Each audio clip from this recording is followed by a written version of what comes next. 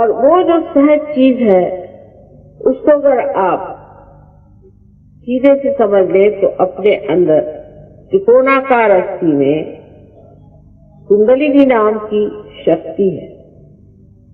उसको कबीरदास जी ने सुरति कहा।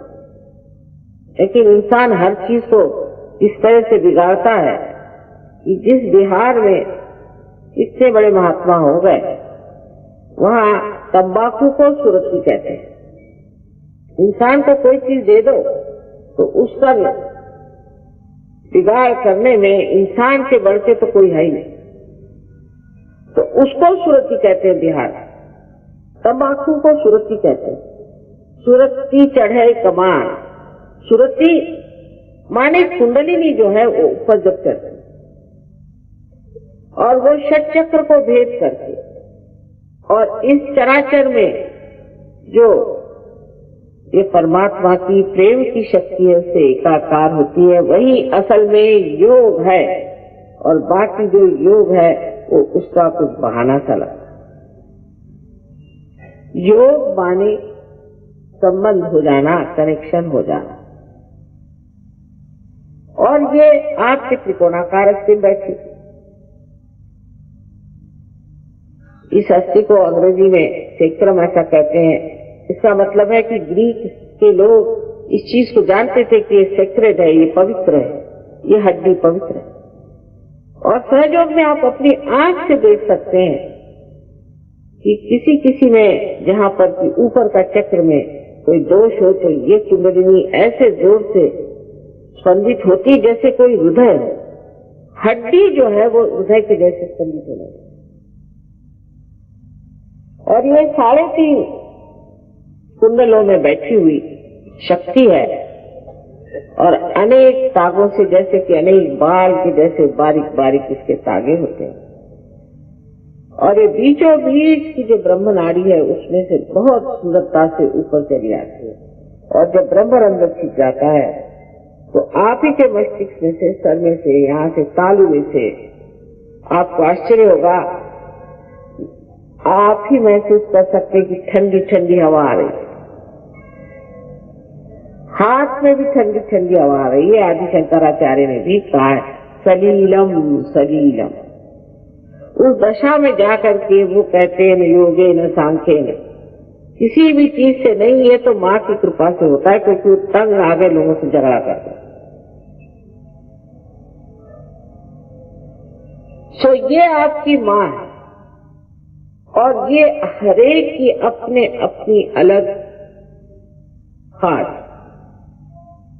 वैयक्तिक, हरेक की अपनी अपनी अलग ऐसी माँ है जो आपके बारे में सब जानती है।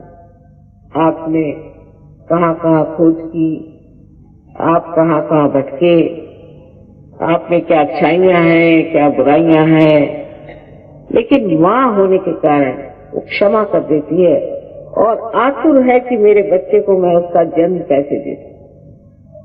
इस कुंडलिनी के जागरण से ही दूसरा जन्म होता है। दूसरा कोई और तरीका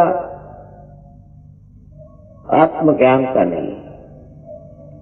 ये कुंडलिनी 6 चक्रों में उठती है और ब्रह्मरंध्र को भेदने के बाद आपको खुद ही महसूस होता है चारों तरफ ये ठंडी ठंडी हवा आ रही, सर में से भी ठंडी ठंडी हवा आ रही।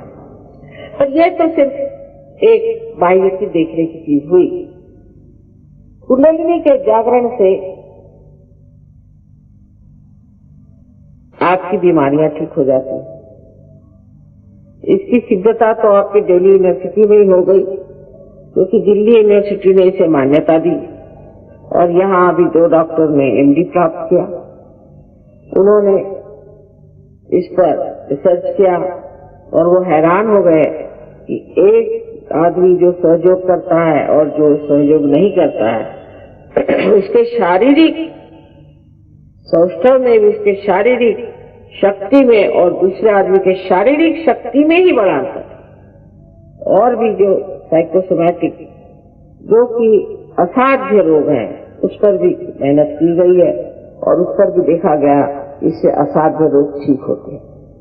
तो आप ही के अंदर आपकी शक्ति है और आप ही के अंदर आपकी दवा भी है और आप अपनी ही चीज को प्राप्त करते हैं। इसमें हमारा कोई लेना देना नहीं करता,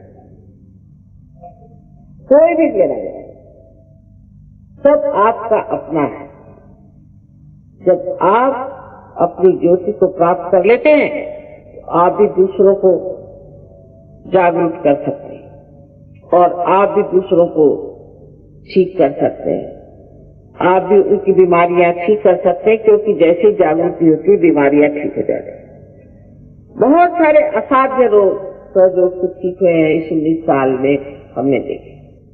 लेकिन अधिकतर बीमार लोगों का ऐसा हाल होता है कि जब तक ठीक हुए बस भाग कर जाते, तो ये नहीं सोचते कि हमें प्रकाश मिला है तो हमको भी दूसरों को देना चाहिए। तो परमात्मा भी ये सोचते हैं कि ऐसे लैंप जो जलने नहीं वाले तो उसको ठीक करने से फायदा क्या। और दीप जला के कोई टेबल के नीचे नहीं रखता है, उसको ऊपर रखना चाहिए जिससे दुनिया को फायदा हो।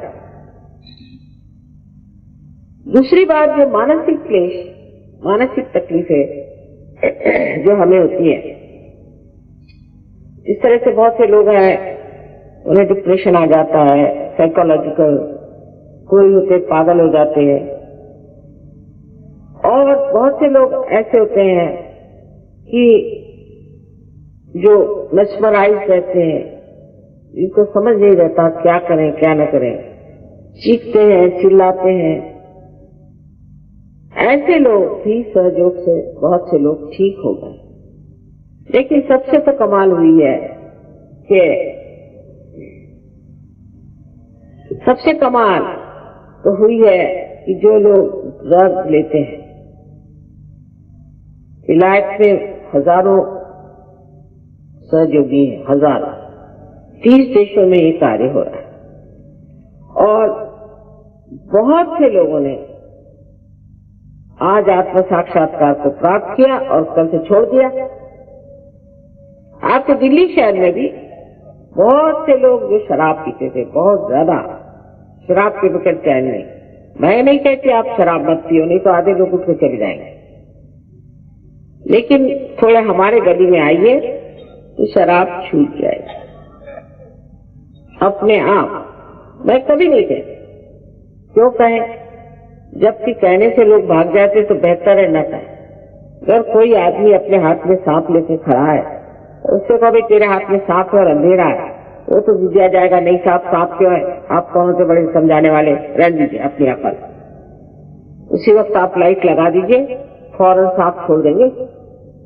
ऐसी चीज, क्योंकि मनुष्य स्वतंत्र हो जाता है असली माने, उसको किसी भी प्रकार की चीज दबा नहीं सकती। कोई भी आदत उसके व्यक्तित्व को अपने मुट्ठी में नहीं ले सकती। ऐसा आदमी अपनी स्वतंत्रता में, अपने गौरव में खड़ा रहता है।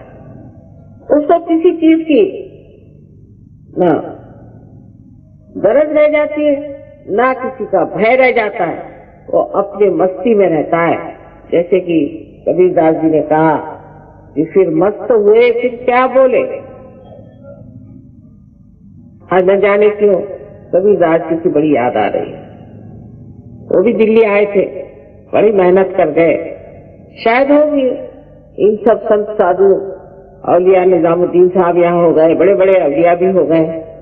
इन सब की मेहनत से ही शायद आप लोग आज यहाँ पधारे हैं अपने आप को साक्षात्कार के लिए। उन सबको याद करके यही सोचते हैं कि आज वो भी सोच रहे होंगे कि जो हमने इतनी मेहनत की, यहाँ पर इतना हमने चैतन्य फैलाया, लोगों से इतनी बातचीत की, उसका आज फल मिल रहा है। क्योंकि फल पाने का समय आ गया।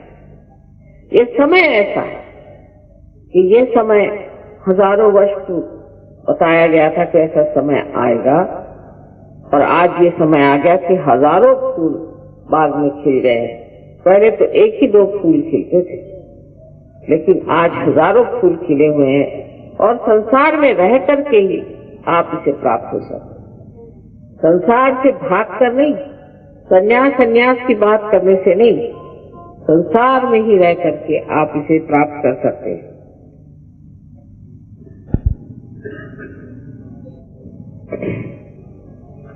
और जिसको ये चीज प्राप्त हुई वो समझ लेता है कि अब तो मैं परमात्मा के साम्राज्य में आ गया, क्योंकि हर तरह की कृपा, हर तरह का आशीष उस पर बरसता है। कोई आपको दुख देने की अपने शरीर को जरूरत नहीं, अपने को तकलीफ देने की जरूरत नहीं, उपास करने की तो बिल्कुल जरूरत नहीं। अगर आपको अपनी माँ को सताना हो तो आप उपास करें। पता नहीं कहां से ये उपास की विधि निकाली कि तुम तो सारा उपास करो और पैसा सब हमें दो। ऐसी कोई भी विधि आपको करने की जरूरत नहीं जो असहज। सर्वसाधारण गृहस्थी में ही रहते हुए आप इस चीज को प्राप्त होते हैं।